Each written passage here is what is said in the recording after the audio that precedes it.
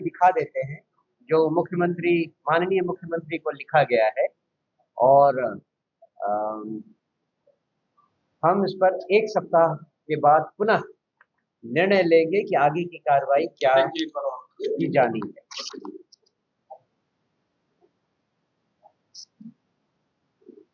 हमने इसीलिए एकत्रित होने का निवेदन किया था कि बिहार में जो लंबे समय से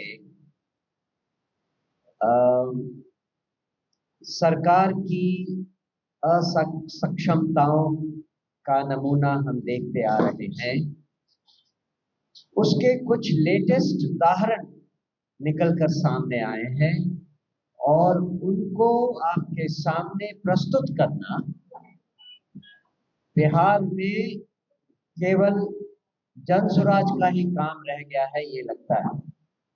क्योंकि जो आधिकारिक विपक्ष है वो तो यहाँ सोया हुआ है। उन्होंने कभी किसी ऐसे मामले में जिसमें अनियमितता हो, सरकार की कमजोरी हो, भ्रष्टाचार हो, इस पर उन्होंने कभी कोई सवाल नहीं उठाया। तो आज आपको जिस स्पेसिफिक सब्जेक्ट के लिए बुलाया गया है वो जो अभी हाल में भ्रष्टाचार, टेंडर घोटाले, सरकारी गोपनीयता के उल्लंघन और जनधन की लूट और उसके ऊपर उच्च स्तरीय जांच की बात हुई है। आपने देखा कि किस तरह से पूर्व संयुक्त सचिव IAS अधिकारी मुमुक्षु चौधरी, भवन निर्माण के पूर्व मुख्य अभियंता तारणी दास तथा बुडको के कार्यपालक अभियंता उमेश कुमार सिंह की गिरफ्तारी हुई है। उसके पीछे भ्रष्टाचार का एक लंबा संस्करण जुड़ा हुआ है। ये उस बात से भी जुड़ा हुआ है जिसको आप सब लोग जानते हैं। ऋषु श्री बिहार में आज कौन नहीं जानता, लेकिन शायद आपको ये याद नहीं कि बिहार पुलिस की स्पेशल विजिलेंस यूनिट प्रवर्तन निदेशालय की रिपोर्ट के आधार पर 30 अप्रैल 2025 को 1 साल पहले ऋषु श्री के विरुद्ध FIR दर्ज की गई थी, लेकिन उस पर कार्रवाई करने में बिहार सरकार को 1 साल लग गया। 18 मई 2026 को लगभग 13 महीने बाद माननीय उच्च न्यायालय के न्यायाधीश द्वारा ऋषु श्री की ED के विरुद्ध जो याचिका थी उसको खारिज कर दिया गया और ये स्पष्ट किया गया कि मामले में हवाला, मनी लॉन्ड्रिंग तथा अन्य गंभीर अपराधों के पृथक पृथक पहलू हैं जिनकी स्वतंत्र जांच आवश्यक है। मीडिया में कई जगहों पे रिपोर्ट आ गया है कि काफी सीनियर IAS अधिकारी 2014 बैच के, 2018 बैच के IAS ऑफिसर्स को यूरोप घुमाया जाता है ऋषु श्री के द्वारा और उनके घरों पे 18-18 लाख रुपए का गार्डन छत पर लगवाया जाता है। ये सारी रिपोर्ट मीडिया में आ गई, लेकिन उसको सरकार ने जानबूझकर आगे नहीं आने दिया है। तो हम इस प्रेस मीट के माध्यम से आपसे ये अनुरोध करते हैं कि अभी हाल में हमारे जो वरिष्ठ नेता हैं किशोर कुमार जी, उन्होंने माननीय मुख्यमंत्री के नाम एक पत्र लिखा है जिसकी कॉपी माननीय महामहिम राष्ट्रपति, माननीय मुख्य प्रधानमंत्री सहित काफी ज्यादा संख्या में सीनियर अधिकारियों को जानकारी दी है। मैं चाहता हूं कि किशोर जी आपको खुद ही इन अ, इन विषयों के बारे में विस्तार से और भी बताएं, जिसके बाद मैं ये माइक सौरभ जी को दूंगा, जो आपको बिहार में हो रहे कुछ और ग्लेयरिंग एग्जाम्पल्स है करप्शन के, उसके बारे में भी अवगत करवाएंगे। धन्यवाद। जो पत्र लिखी गई है मुख्यमंत्री के नाम से,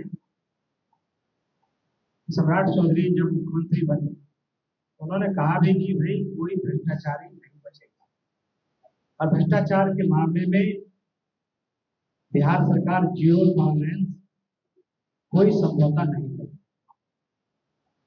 लेकिन भ्रष्टाचार कैसे रुके? जो नीतीश जी के शासन में आपने सुना होगा पहले एस्टीमेट घोटाला हुआ,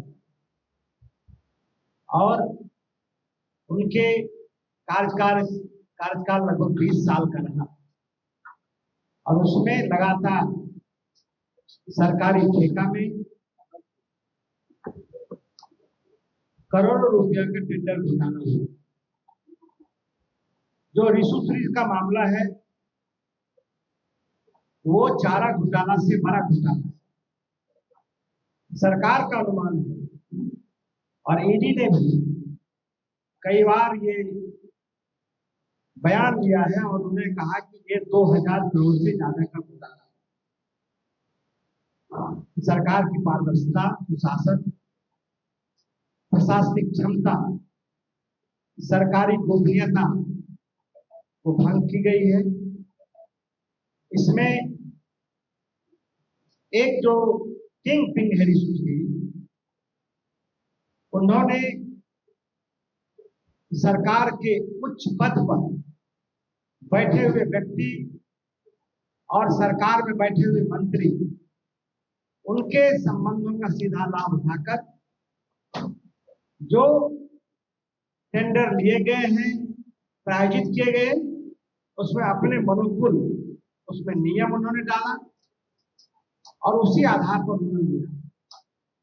मैं आपको बताना चाहता हूं कि रिसुश्री के विरुद्ध जो कांड दर्ज हुआ है वो 5/2025 एसयूवी स्पेशल विजिलेंस यूनिट ने प्रवर्तन निर्देशालय के आलोक में, आदेश के आलोक में उन्होंने उनके विरुद्ध 30 अप्रैल 2025 को केस दर्ज किया, और एसयूवी ने कोई कार्रवाई 13 महीना तक नहीं की। कार्रवाई क्यों हुआ? जो अभी कार्रवाई हो रही है मुख्यु चौधरी, तारनी दास और उमेश कुमार सिंह का इसलिए कार्रवाई हुआ कि इसी अप्रैल 18 को 2026 को जो माननीय न्यायाधीश पटना उच्च न्यायालय के हैं, उन्होंने इनके एक क्रिमिनल रिट याचिका को खारिज किया।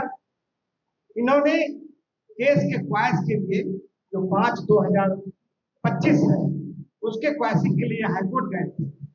कोर्ट ने यह कहते हुए खारिज कर दिया कि इसमें मनी लॉन्ड्रिंग का, हवाला का, पैसा का लेन देन का, अपराध का पुख्ता सबूत है, इसलिए इसको खारिज किया जाता है। इन लोगों ने आनंद फानन में कहा कि मुझे इसको वापस करने का, याचिका वापस करने का अनुमति दे दीजिए, लेकिन कहा ठीक है मैं इसको लिख देता हूं।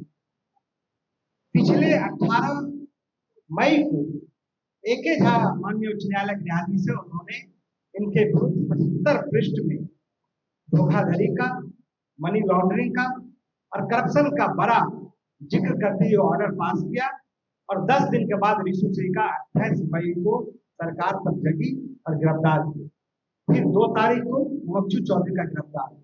लेकिन ये गिरफ्तार सिर्फ छोटी मछली का होना है, ये सिर्फ भटकाने के लिए, लोगों को बचाने के लिए किया जाता है। जो इसके मुख्य सरगना है आनंद किशोर, दीपक प्रसाद, सरकार में आज वो बने हुए हैं, कैसे जांच हो सकता है? तो जब तक इन लोगों को पद से हटाया नहीं जाएगा, इन पर सख्त कार्रवाई नहीं की जाएगी, तब तक जांच संभव नहीं है।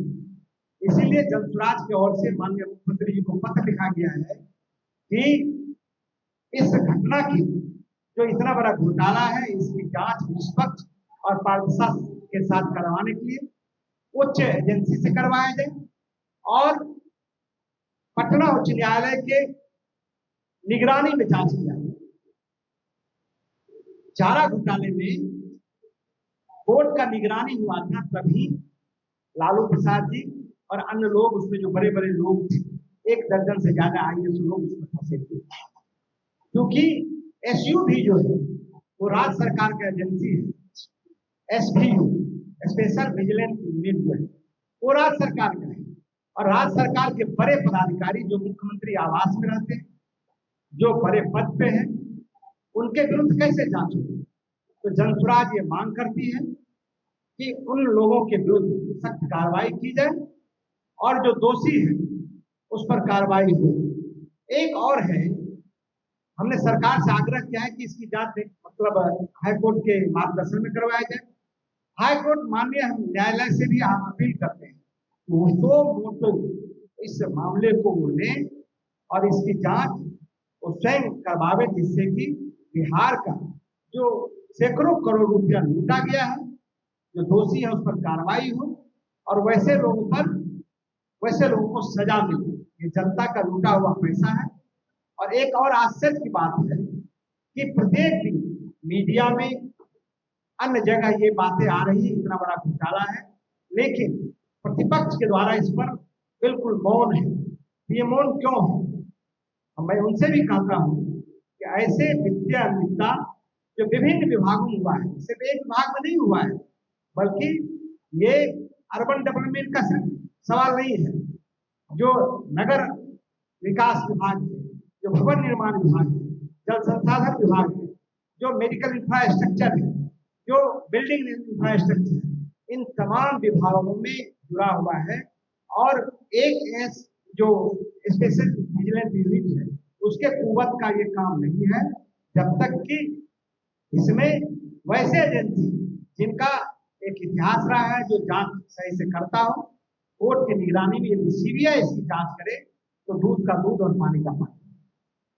और यदि कोई सवाल होता तो निष्पक्ष जांच करवाई। आरोप लगाना और सच्चाई को उजागर करना हमारा काम है। हमने मुख्यमंत्री को जो पत्र लिखा है उसकी कॉपी केंद्र सरकार में भी और राज्य सरकार में भी गवर्नर तक को लिखा है, ऑनरेबल गवर्नर तक को लिखा है, और 1 सप्ताह तक हम इंतजार करेंगे। 1 सप्ताह तक अगर इस पर कोई उचित कार्रवाई नहीं हुई तो हम अपना अगला कदम उठाने की बात भी आपको बताएं।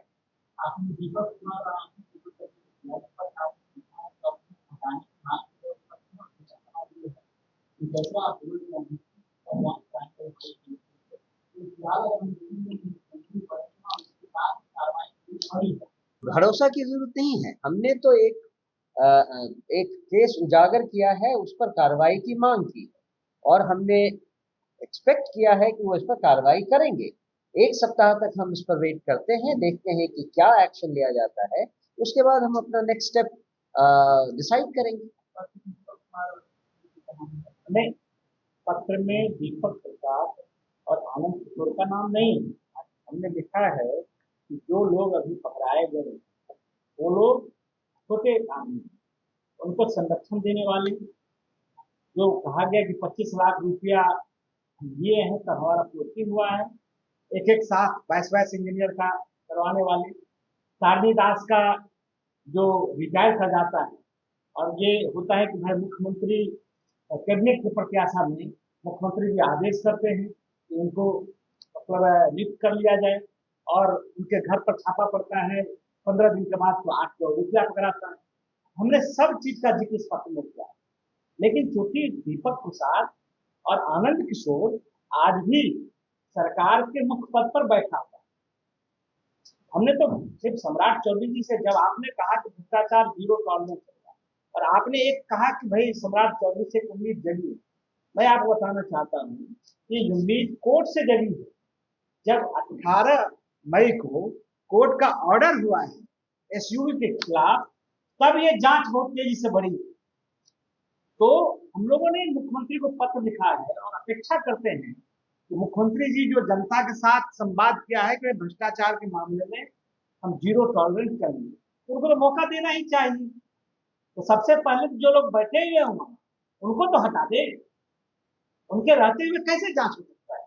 और सीधा है कि कोर्ट के मॉनिटरिंग में ही ये जांच संभव हो सकता है, वरना ये खाना पूरी होगा और छोटे लोग जेल जाएंगे फिर निकल जाएंगे।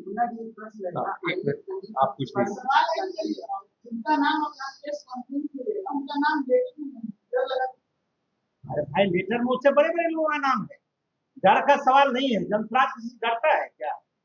हमने उसके ऊपर भी लोगों का नाम दिया, सिर्फ आनंद किशोर भी और दीपक प्रसाद नहीं है।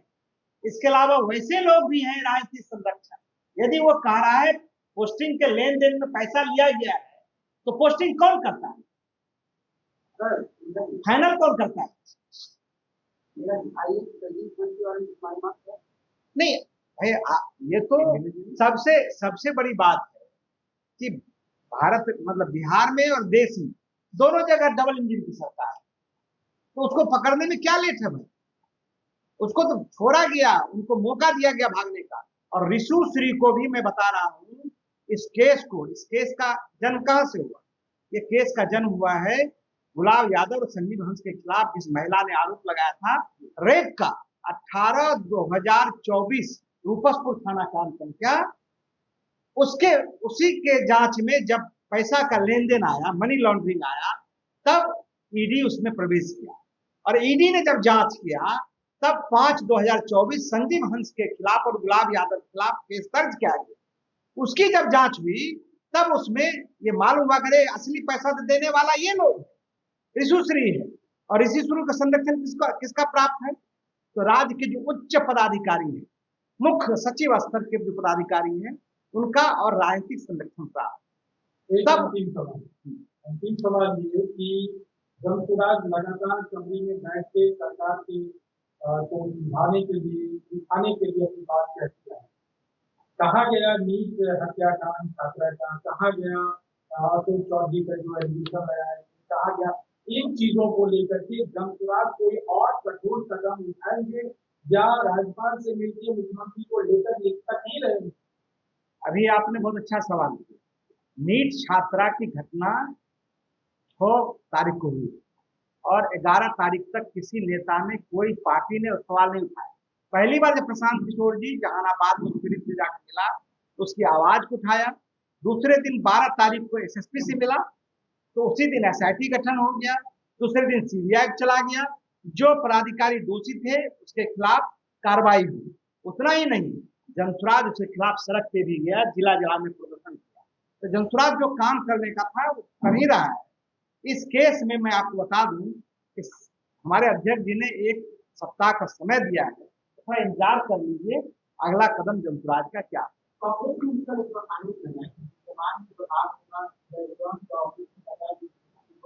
तो उसकी जांच होनी चाहिए। ये तो गंभीर सवाल है ना।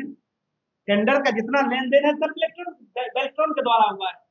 और यदि जल रहा है आज के तारीख में, तो ये कोई सवाल उठा ले, कांग्रेस उठावे या भाजपा के लोग उठावे, उसको संज्ञान में लेना चाहिए, उसकी जांच होनी चाहिए।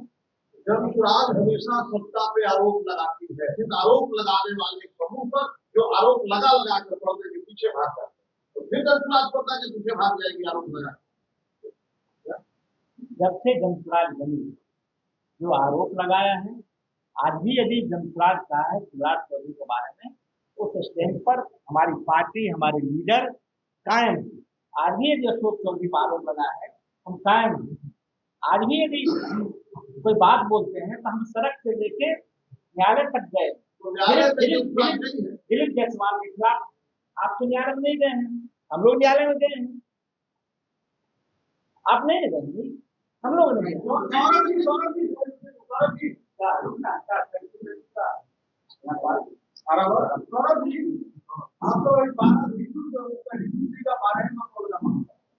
यहाँ तो 15 लाख करोड़ का राजेश मेहता वाला जो मामला आपके सामने आ गया हो, इसमें कोई जनता देखिए, एक बात हमको समझना होगा, देश के स्तर पर बहुत से ऐसे विषय हैं। हम लोग का फोकस बिहार है, क्योंकि देश में 1000 घटनाएं हो रही है। अगर सब पर रिएक्शन हम चाहेंगे तो हमको लगता है वो न्याय नहीं होगा। देखो, भ्रष्टाचार 15 रुपए का हो या 15 लाख करोड़ का हो, भ्रष्टाचार है, वो गलत है। और इस प्रकार का ये पहला मामला नहीं है, ऐसे बहुत से मोदी और नीरव मोदी पहले भी आ चुके हैं। हम यहाँ बिहार स्पेसिफिक मुद्दे पर बात कर रहे हैं। सर, हमको आपके विषय को एक लाइन में और आगे बढ़ाते हुए आप देखें कि बिहार में चुनाव में 40,000 करोड़ रुपए छूट दिए गए जनता के गाड़ी कमाई, उसको लेकर कोर्ट कौन गया? हम गए। और इस देश की जो माननीय न्यायपालिका है, उन्होंने ये फैसला सुनाया कि चूंकि आपको एक सर्टेन परसेंटेज ऑफ वोट नहीं मिला है, इसलिए आप जो है हम आपके इस याचिका को नहीं मान सकते। आप बताइए कि जनसुराज के कौन से आरोप हैं जो बिना तथ्य के आधार पर दिए गए?